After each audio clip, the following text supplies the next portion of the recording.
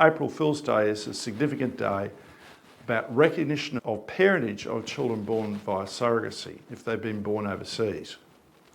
Because there are provisions in the Family Law Act that really didn't have any substance until April Fool's Day 2025. Because on that day, the Family Law Regulations 2024 commenced.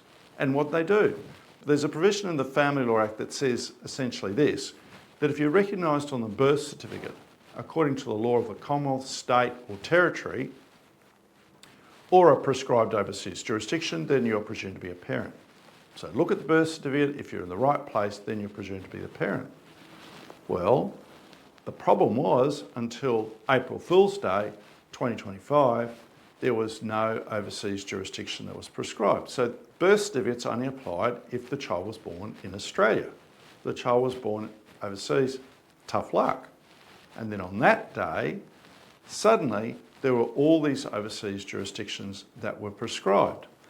And for the sake of surrogacy destinations have included India, Mexico, Canada except Quebec, and I've never heard of any Australians ever going to Quebec for surrogacy, the United States, Colombia, Mexico, Greece, the United Kingdom, among other countries. And then along came this couple, and the court case is called Ing Baso, who said, a gay couple, we've done surrogacy in the United States and we want to be recognised by the Federal Circuit and Family Court of Australia as the parents of our child born in the United States. And they came before Judge Harland, and Judge Harland applied the changes.